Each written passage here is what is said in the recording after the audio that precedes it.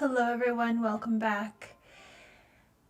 I had been thinking for the last, it feels like 2 weeks, of what I would be first talking about, weirdly, for this episode, because last week's episode was something I knew I wanted to share for a while. But to be honest, ever since Venus went retrograde in Capricorn, I've noticed a pull for me to be way more in my physical life, which has been weird for me because I would say pretty much since my journey started, I've had the luxury of being able to kind of be outside of my physical surroundings. Like, yes, I have animals, I have things that I do, I ground every day outside in nature, but I have had a stable home environment. I have not had to really think about the things that bring us back down to this physical reality.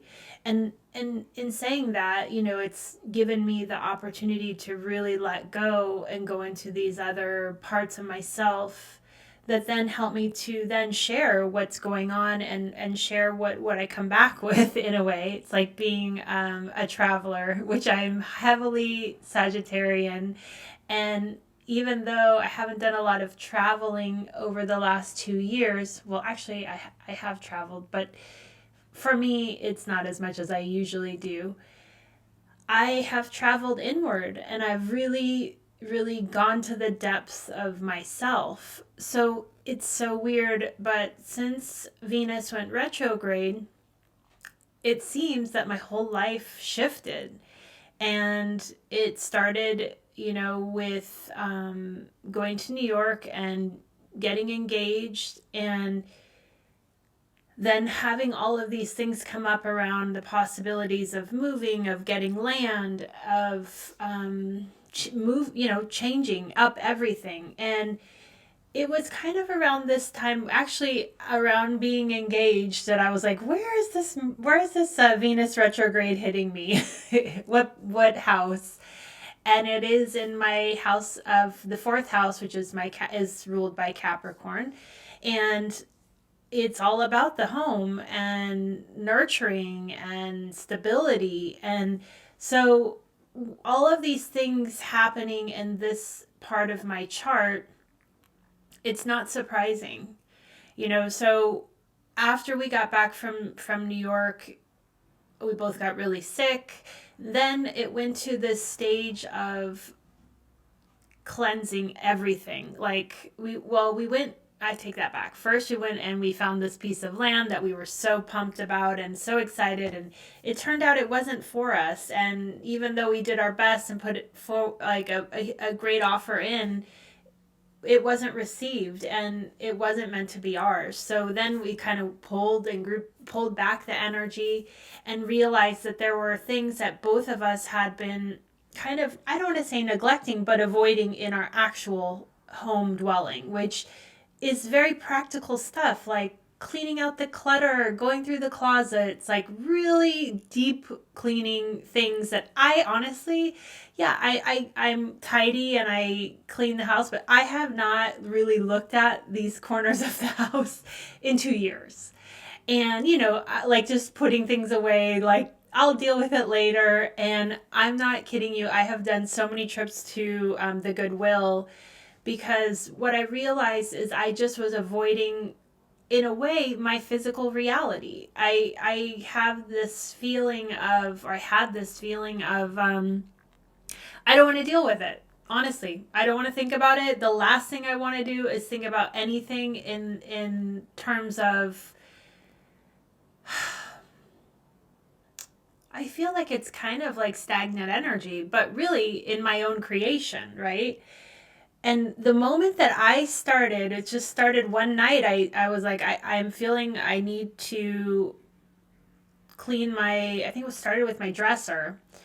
And I just started going through it. And then the next day was the closet. And then I noticed Richard started going through his stuff. And then it was like I went into the guest room and I cleaned out that whole closet. And it just started like almost like a snowball effect of purge. And then in that purge came this desire to, okay, if we're not moving, let's update our own house. Like, let's look at the design. And our house is very modern, and so I had done a lot of gray walls and stuff, and Richard has always felt that it's very cold and kind of too modern.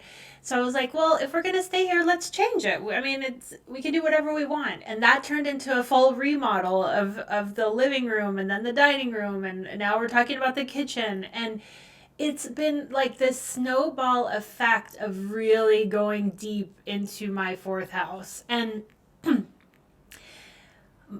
my fourth house also holds my moon, which is also in Capricorn, and it means that I can be very standoffish with my emotions. And I know you guys would not know that about me because I have my heart on my sleeve here.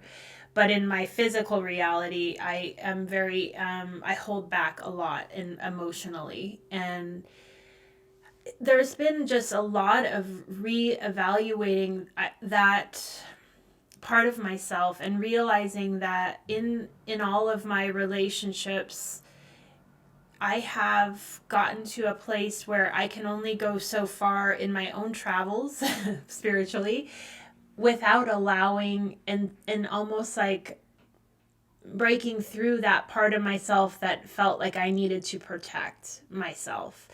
And it really came through first with Richard, and really seeing that on the other side of us being equals and us not being married and having this partnership, can I let go of that? And when I did let go of that, it's just like opened up this floodgate of me seeing it in many relationships, many ways that I have been really keeping everything at an arm's length distance for my own, I thought, protection, but also comfort. Because, of course, when you allow others in, you don't know the outcome, and you don't know what they're going to bring to the equation, and you don't know what you're going to eventually be able to give back in that equation. And it's a way more vulnerable place to be.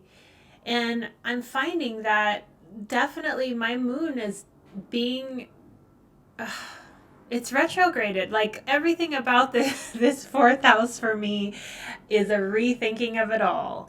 And I was listening to a podcast the other day about how Venus will go direct on, I believe it's Friday the 29th, and it's going direct actually at the point of my moon, which again is like yeah. So when I saw that, I was like, okay, the whole point of this podcast is to share the journey, which is like the going in, the coming out. And I've always talked about how spirituality is like these dips and then, peaks, and you go up and down, up and down.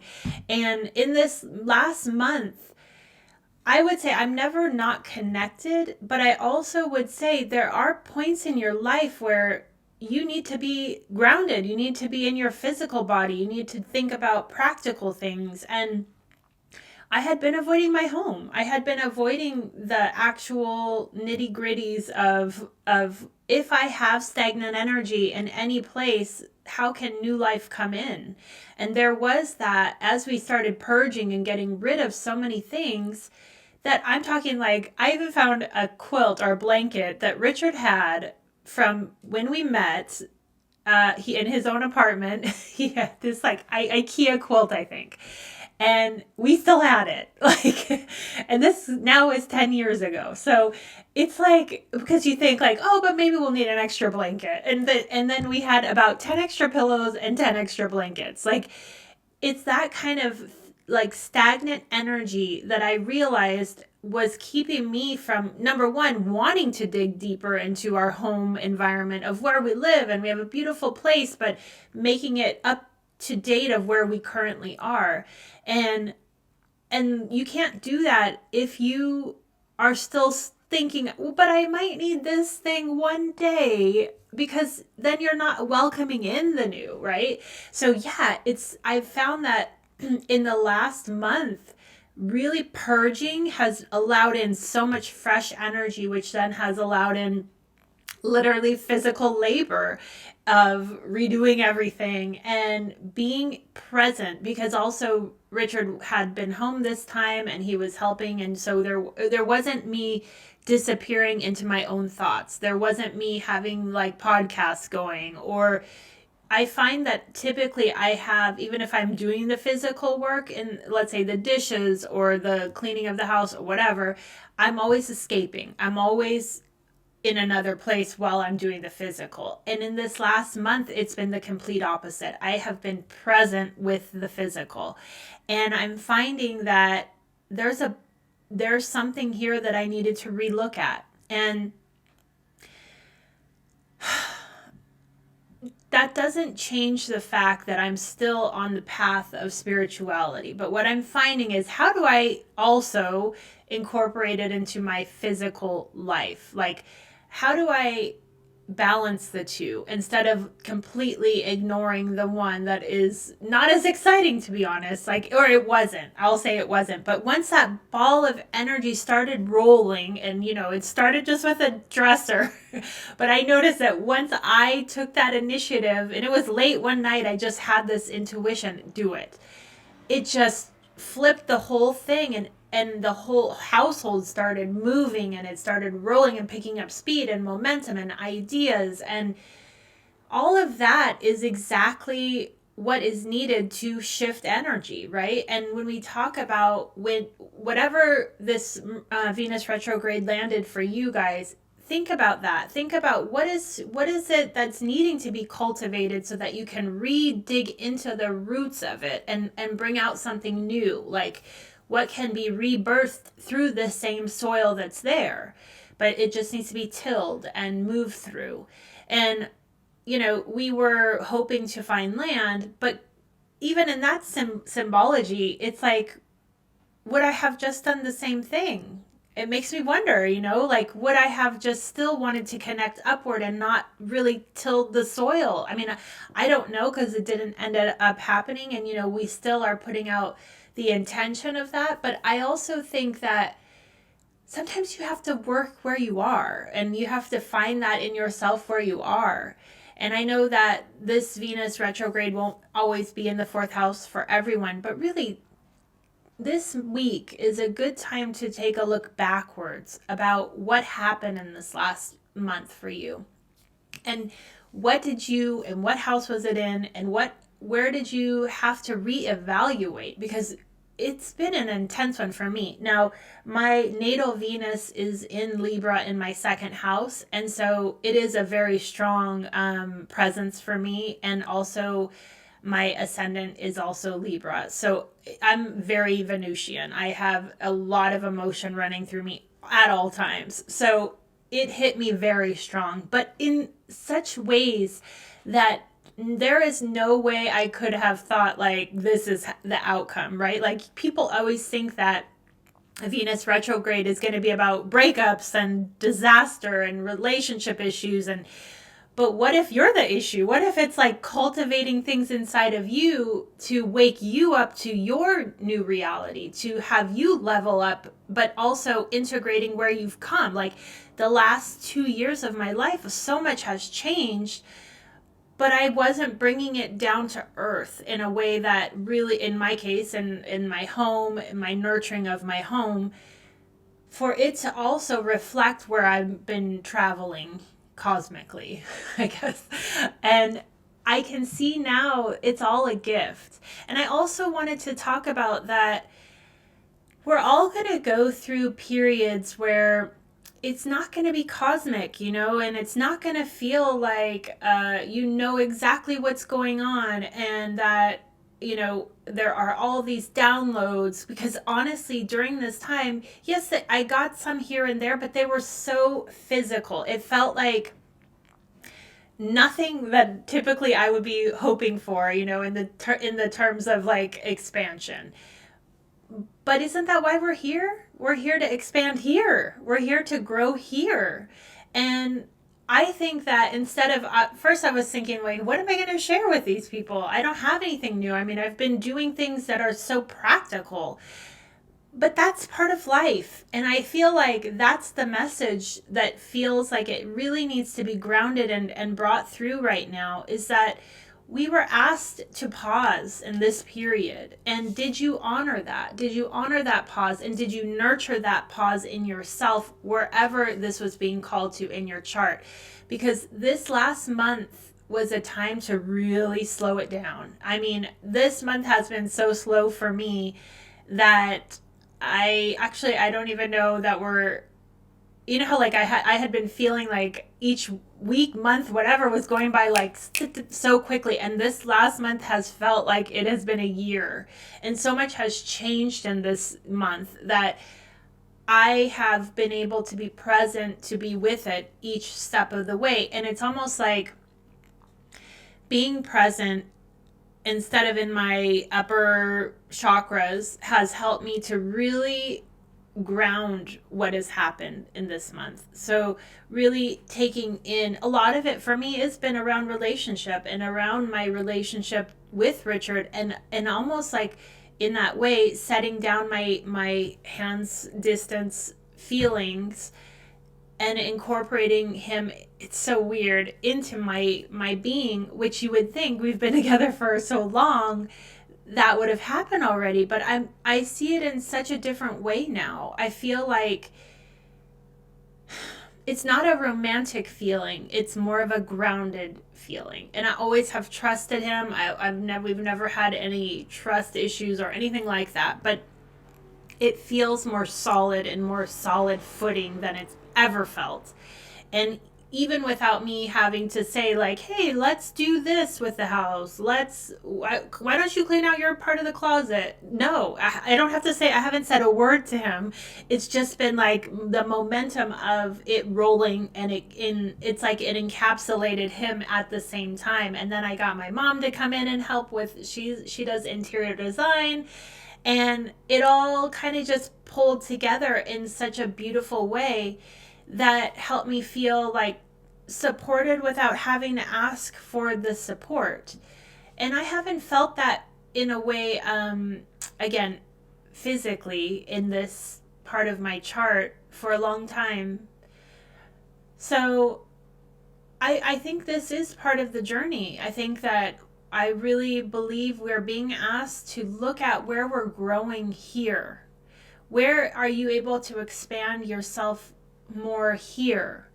And can you learn how to incorporate that in your actual reality? And, you know, I'm not saying that I am going to be staying here, meaning I definitely think that once this Venus goes direct, I probably will be back to more cosmic and more out-of-body experiences. But I do believe this is part of it. This was definitely needed and a welcome. So look at where you guys had Venus go retrograde in your chart. It's in the sign of Capricorn. If you haven't been able to incorporate, like I'm talking about here, journal. Look at what the house represents, where Capricorn is in your natal chart, and then journal. Like, just start thinking about what came up in this last month that brought awareness to those aspects of yourself, because sometimes it won't be as obvious as you think it should be. But know that in these cases of these planets going retrograde, it's not always negative. Like, honestly, I was thinking, oh Lord, what's going to happen? And the complete opposite of what people are talking about happening, like breakups. And I do think people are going through that.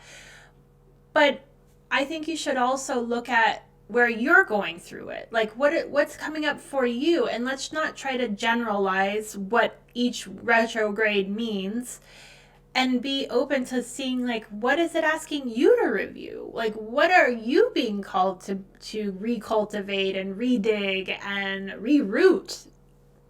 Because that's why these planets do this. It's like this false state of time stands still and even goes backwards from our reality for us to slow down and enjoy and dig into wherever it is that you're being called to go deeper. So I really hope that this is helpful, and understand that it's part of the process. And I feel that so deeply, and try not to have judgment when you do go through it, because it's happening for a reason, right? If we are always at our highest connected points and able to, like, I can see this, I can do this, whatever, what is the value in that? Like, where is the value if you can apply it and bring it down into this planet? Because that's why we're here. So I love you guys, and I'll talk to you next week.